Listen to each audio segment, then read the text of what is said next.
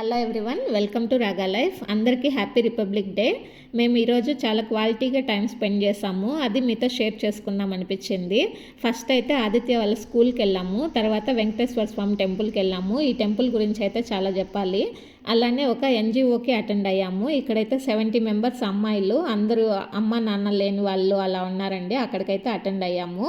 ఇక్కడ కొంచెం లేట్గానే వచ్చాము ఆదిత్య వాళ్ళ స్కూల్కి. మార్నింగ్ లేచి బ్రేక్ఫాస్ట్ అంతా ఫినిష్ చేసుకొని వచ్చేసరికి కొంచెం లేట్ అయింది. ఇక్కడ పిల్లలు పాటలు చాలా బాగా పాడతారు.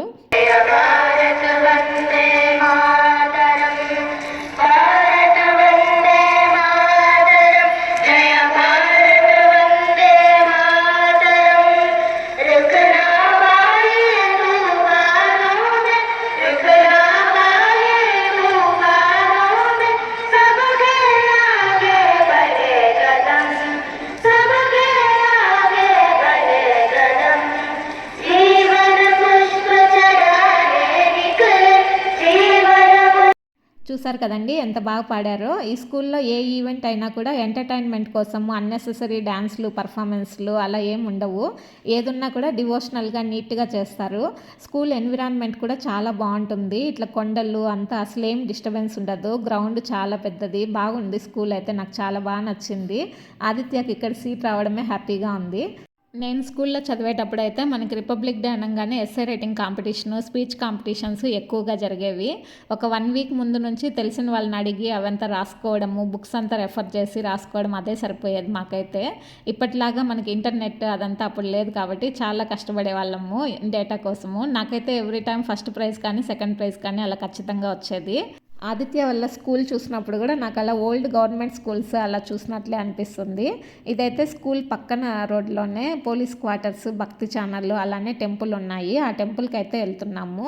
ఇది చాలామందికి తిరుపతిలో వాళ్ళకు కూడా తెలియకపోవచ్చు. మనం అలిపిరి నుంచి జూ పార్క్ వెళ్ళే రోడ్లో భక్తి ఛానల్ అన్ని మ్యాప్లో సెర్చ్ చేసినా కూడా వస్తుంది. దానికి ముందరే టెంపుల్ ఉంటుంది, శివాలయము అలానే వెంకటేశ్వర స్వామి టెంపుల్. ఇది వెంకటేశ్వర స్వామి టెంపుల్ అయితే మనకి టీటీడీలో భక్తి ఛానల్లో అభిషేకాలు అవన్నీ చూపిస్తారు కదా, అవన్నీ ఈ టెంపుల్లో చేసేటివే అండి. తిరుమల టెంపుల్కి ఇది నమూనాలయం అంటారు. వెళ్ళగానే ఫస్ట్ శివాలయం ఉంటుంది, తర్వాత వెంకటేశ్వర స్వామి టెంపుల్ ఉంటుంది. తిరుమలలో గర్భగుడిలో మనకి ఎటువంటి వీడియోస్ అవంతా తీయరు. మనకి భక్తి ఛానల్లో చూపించే వీడియోస్ అంతా కూడా ఇక్కడ అభిషేకం చేసి అవన్నీ చూపిస్తారు. చాలా ప్రశాంతంగా ఉంటుంది ఇక్కడైతే. ఎవరైనా కాసేపు ఫ్యామిలీతో టైం స్పెండ్ చేయాలన్నా రావచ్చు. చాలా బాగుంటుంది. చెట్లు అంతా కూడా ఎన్విరాన్మెంట్ అసలు రష్ ఎక్కువ ఉండరు. ఎవరో కొంతమంది మాత్రమే తెలిసిన వాళ్ళు వస్తూ ఉంటారు. ఇది ఆ నమూనాలయము. లోపలైతే సేమ్ యాజ్ ఇట్ ఈజ్ మనకి తిరుమలలో ఎలా ఉంటుందో అలానే ఉంటుంది దేవుడు అంతా కూడా. ఇక్కడ లోపలైతే అసలు వీడియో తీయకూడదండి. నేను కన్స్ట్రక్షన్ జరిగేటప్పుడు అంటే లోపల వర్క్ జరుగుతూ ఉండింది, అప్పుడు కూడా వచ్చాను ఆదిత్య వాళ్ళ స్కూల్కి వచ్చినప్పుడు. అప్పుడు ఎవరూ లేరు, అందుకని చెప్పి అప్పుడైతే వీడియో తీశాను. ఇది రైటో రాంగో నాకు తెలీదు, కానీ మీకైతే పెడదాము అందరూ చూస్తారు కదా అని చెప్పేసి పెడుతూ ఉన్నాను. సేమ్ మనకి యాజ్ ఇట్ ఈస్ తిరుమలలో లాగానే ఉంటుంది. నాకైతే ఇది వీడియో తీసేటప్పుడు కూడా ఒకలాగా షివరింగ్ లాగా అనిపించింది. కానీ ఇంకా ఎందుకో తీసాను, అది డిలీట్ చేయబుద్ధి కాలేదు, అందుకని ఇక్కడైతే షేర్ చేస్తున్నాను. మాకు ఇక్కడ టెంపుల్ ఉందని 1 ఇయర్ బ్యాకే తెలిసింది. నేను ఆదిత్య వాళ్ళ స్కూల్కి వచ్చినప్పుడంతా ఇక్కడ వచ్చి టైం స్పెండ్ చేస్తూ ఉంటాను. చాలా ప్రశాంతంగా ఉంటుంది. ఈసారి మీరు ఎవరైనా తిరుమలకి వచ్చినప్పుడు కూడా అలిపిరి దగ్గర ఈ టెంపుల్ ఖచ్చితంగా విజిట్ చేయండి. తిరుపతిలో ఏ టెంపుల్ అయినా ఎప్పుడు ఫుల్ రష్గానే ఉంటుంది, ఎందుకంటే పిలిగ్రిమ్ సిటీ కాబట్టి. ఇక్కడైతే అలా ఉండదు. పిల్లలు ఆడుకోవడానికి అంతా కూడా చాలా స్పేస్ ఉంటుంది. ఒకసారి ఖచ్చితంగా చూడండి. మేమైతే ఇక్కడ టెంపుల్ చూసుకొని ఇంకా ఇంటికైతే వెళ్ళిపోతూ ఉన్నాము. నిన్ననే మాకు లక్కీ డిప్లో అంగప్రదక్షిణం టికెట్ వచ్చిందండి తిరుమలలో. నేనైతే వెళ్ళలేదు, చలి ఎక్కువ ఉంది, పిల్లల్ని తీసుకొని కష్టమైపోతుందని. సత్య మాత్రం వెళ్ళేసి వచ్చాడు. అక్కడ లడ్డు తీసుకొచ్చారు. నిత్య అయితే ఇక్కడ లడ్డు బాగా తింటోంది. కాసేపు రిలాక్స్ అయ్యేసి మళ్ళీ జేవకోన దగ్గర ఎన్జిఓ అక్కడికి వెళ్ళాము. నేతాజీ సుభాష్ చంద్రబోస్ ఆవాసి విద్యాలయ అని చెప్పి అక్కడైతే ఒక 70 మెంబర్స్ ఆడపిల్లలు ఉన్నారు. అంతా కూడా మదరు ఫాదరు ఇద్దరు లేని వాళ్ళు, లేదంటే కొంతమంది మదర్ ఉండి ఫాదర్ లేకుండా అలా ఉన్న వాళ్ళు. వాళ్ళకి అక్కడైతే అన్ని ఫెసిలిటీస్ పెట్టారు. చాలా బాగుంటుంది. ఇక్కడ రెగ్యులర్గా వెళ్తూ ఉంటాం మేమైతే. ఆల్మోస్ట్ 5 ఇయర్స్గా అప్పుడప్పుడు వెళ్తూ ఉంటాము.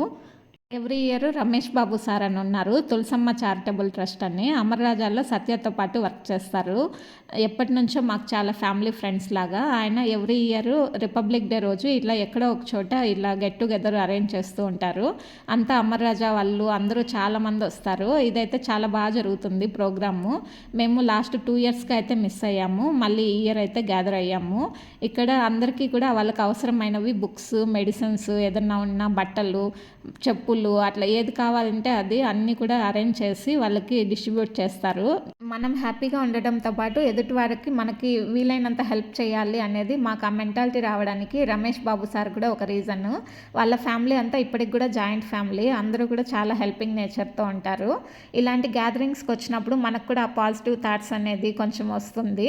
ఇక్కడైతే వాళ్ళ మేడం ఎక్స్ప్లెయిన్ చేస్తూ ఉన్నారు, హేమ మేడము, ఎంతమంది పిల్లలు ఉన్నారు, ఎలా చదువుతున్నారు, వాళ్ళకి కావాల్సిన రిక్వైర్మెంట్స్ ఏమి, సార్ వాళ్ళు ఎలా హెల్ప్ చేస్తున్నారు, అవన్నీ కూడా ఎక్స్ప్లెయిన్ చేస్తూ ఉన్నారు.